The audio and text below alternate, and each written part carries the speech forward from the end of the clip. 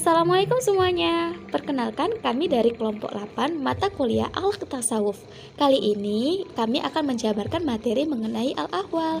Sebelum masuk ke materi, izinkan kami untuk memperkenalkan diri kami. Saya Sri Rizky Harahap sebagai pengisi suara dan rekan saya Ayu Isnaini Fatmawati sebagai editor video.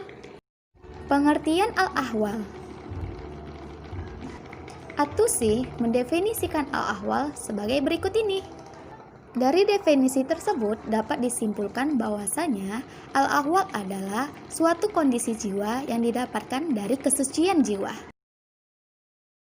Al merupakan pemberian dari Allah Subhanahu wa taala, bukan sesuatu yang dihasilkan oleh usaha manusia. Berbeda dengan yang disebut dengan Muhammad. Nah, teman-teman, ada perbedaan pendapat antara At-Tusi dan Al-Qushairi.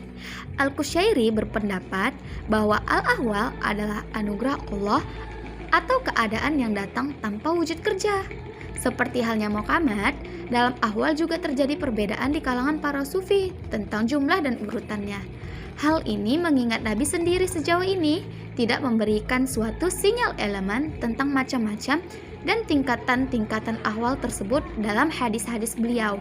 Dengan kata lain, ahwal secara umum dapat ditemukan dalam ungkapan ayat Al-Quran maupun hadis Nabi, namun tidak dijelaskan secara rinci mana peringkat tertinggi dan terendah dari ahwal tersebut. Intinya, ahwal tidak memiliki urutan seperti dalam maqamat. Yang dinamakan hal adalah apa yang didapatkan orang tanpa dicari, alias hibah dari Allah Subhanahu wa taala. Sedangkan dalam maqamat didapatkan dengan dicari atau diusahakan. Dengan kata lain, hal itu bukan usaha manusia, tetapi anugerah Allah setelah seorang berjuang dan berusaha melewati maqam tasawuf. Hal dimaknai sebagai tingkat derajat spiritual yang semata-mata anugerah Allah Subhanahu wa taala. Itulah sebabnya ahwal lebih memiliki makna dan fungsi tentang keadaan kondisi kerohanian yang bersifat temporer, tanpa ikhtiar diri, dan lebih merupakan anugerah khusus dari Allah Subhanahu wa taala. Meskipun ia tidak bisa dilepaskan dari upaya yang sungguh-sungguh untuk menjalani kehidupan kerohanian. Keadaan inilah yang merupakan bonus dari Sang Maha Kuasa untuk kebaikan hambanya yang soleh. Nah, teman-teman, itulah yang dimaksud dengan pengertian dari al-ahwal. Sekarang kita masuk ke bagian kedua, yaitu macam-macam al-ahwal. Macam-macam al-ahwal. 1. Muraqabah. Secara literal, muraqabah berarti menjaga atau mengamati tujuan. Menurut Al-Qushairi, muraqabah adalah keadaan mawas diri kepada Allah, dan mawas diri juga berarti adanya kesadaran sang hamba bahwa Allah senantiasa melihat dirinya.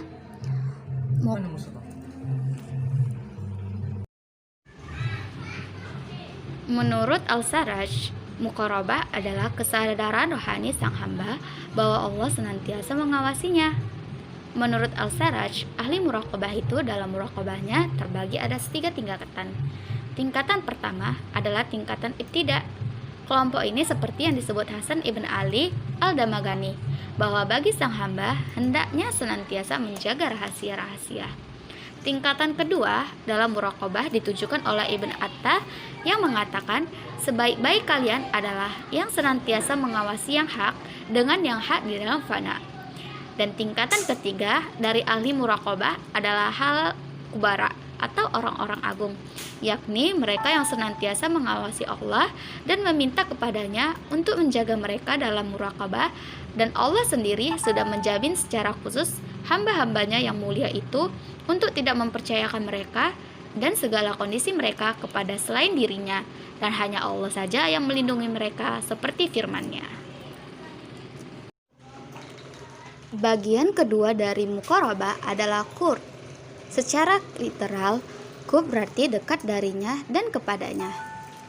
Menurut Sari Al-Saqati, qurb atau mendekatkan diri kepada Allah adalah taat kepadanya.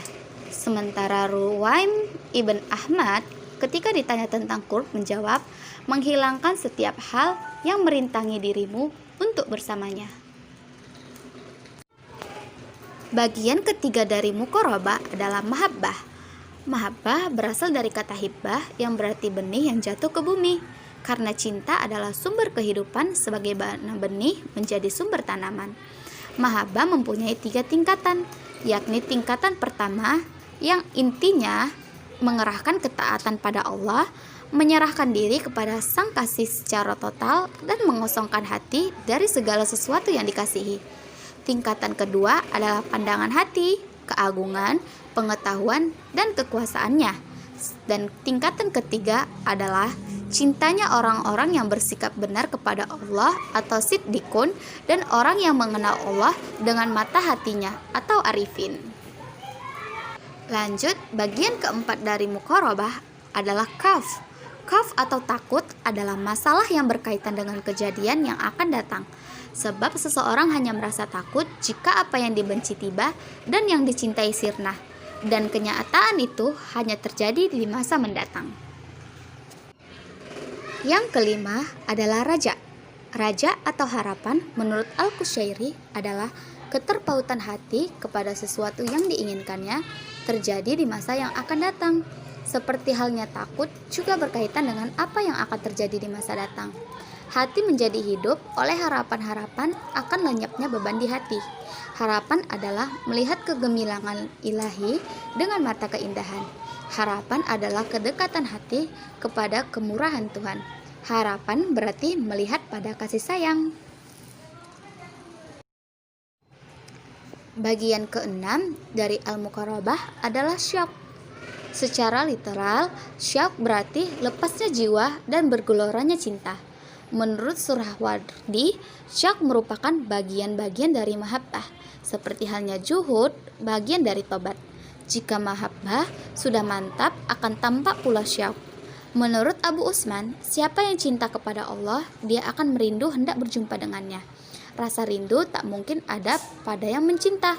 Pengetahuan dan pengenalan yang mendalam terhadap Allah akan menimbulkan rasa senang dan gairah.